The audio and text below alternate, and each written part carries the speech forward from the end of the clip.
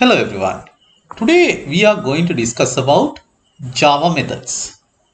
Now, before we move into the Java methods, first of all we have to identify why we need to have a Java methods. Now let's see. Here we have a simple program. You can see there are three variables integer types A, B, C. And then look at this. The structure. So initialization part is there a equal 100, b equal 200 and sum a plus b, and I print and sum will be printed. Now look at this program. So variable declarations are there and you can see there are two parts that you can see simply two values are adding, right? The first situation a is 100, b is 200 and generate sum, print sum. The second part a is 10, b is 20 and generate sum and print the sum. Now let's see. Here you have three components. In your first one, that's you have a 100 plus 200 and 10 plus 20, and third one here 16 plus 23. Now you can see the same operations, only different is values, and also problem is it's always repeating. Now what we going to do? Now let's see how to create a Java method. Fine. Now before creating a Java method, actually using Java we can avoid repeat statements. So same statement we can write in the Java methods and we can call the method only. Therefore, the program complexity become really low, as well as it's giving a high performance, less execution time. Now let's see.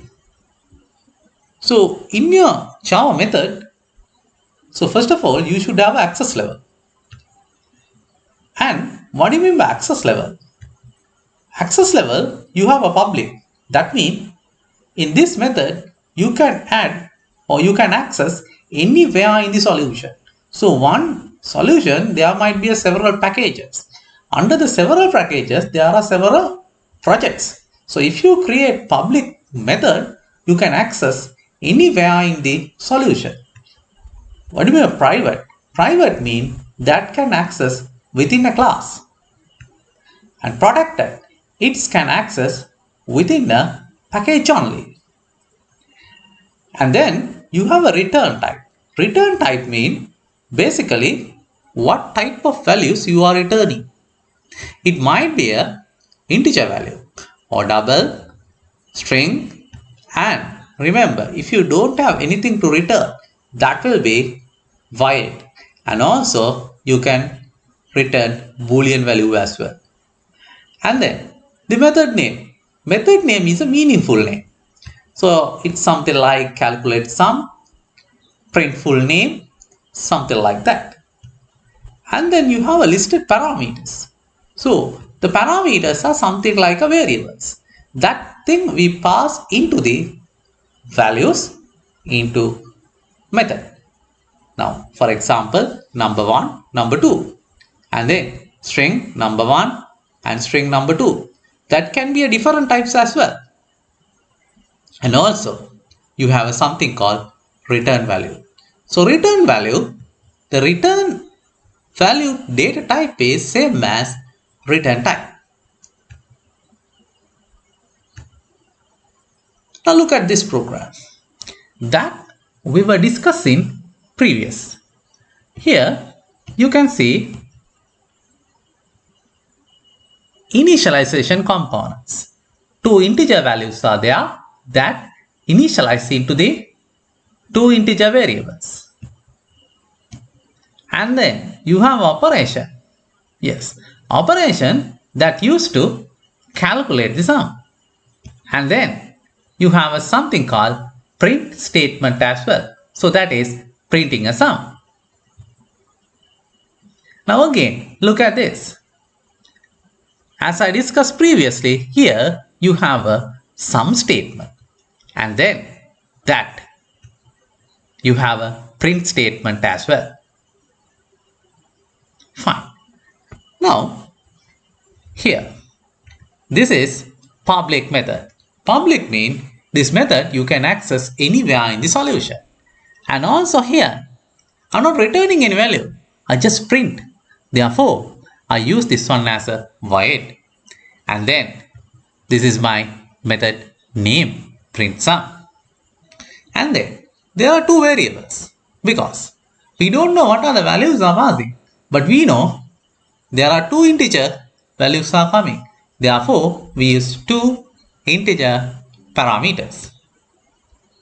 Now, this is my open bracket and close bracket that define the method scope. Now here, I create integer variable that is sum. And now, sum equal number 1 and number 2.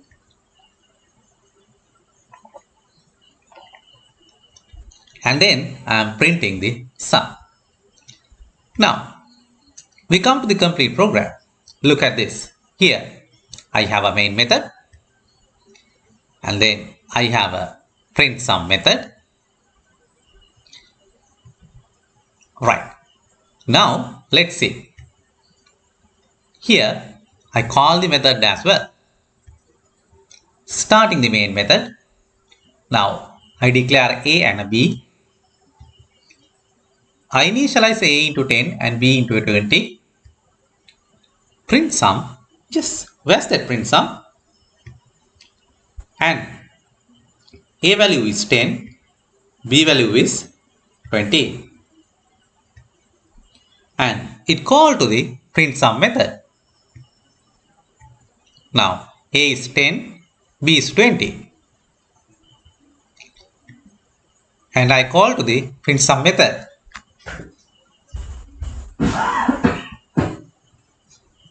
And then after that, I pass value 10 and then value 20.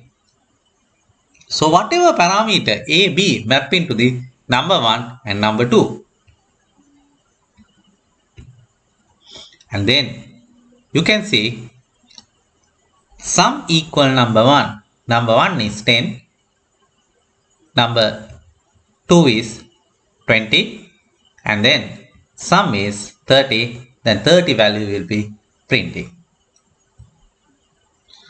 Now let's see. Once you execute this one, what happens? It goes line by line. And then method with return values. Now, previous we don't have any return value. Here you have a public that you can access anywhere. And then string, that is my return value. And then get full name, generate the full name and return the full name. And here you have a two parameters, first name and last name. And I generate string variable as full name and first name plus last name.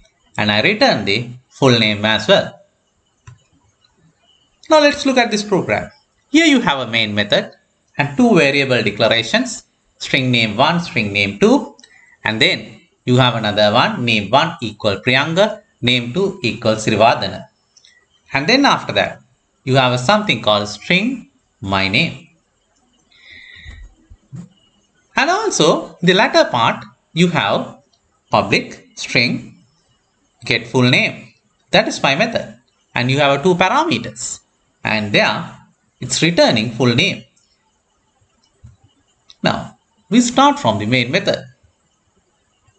Here variable declarations are there. Initialize the variable. Now look at this. I am executing get full name. Now my name 1 that is Priyanga and my name 2 that is Srivadana. Yes, two parameters. And then I execute this statement and get full name. That is a method which I create under my full name class. And then name 1 that map into the string first name. And look at this. It's mapped to the string last name. Now I have two parameters. The parameters values are Priyanga and second one is Srivadana. And then after that, I create another variable inside the getFullName method.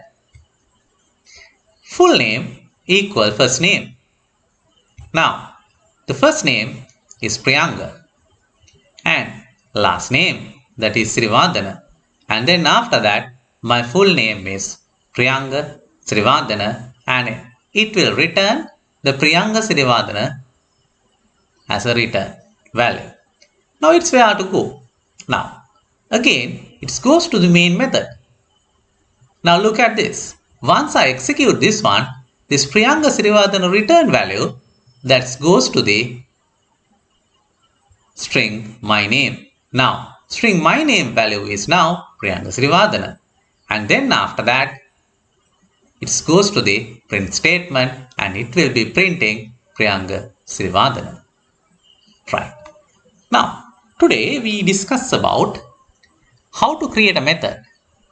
First on, we discuss the steps which have to follow to create a main method. And then we discuss about how to create customized methods. And then with a return value and without return value. If you have any doubts, please email me. And there's another one. So there are a few activities you have to do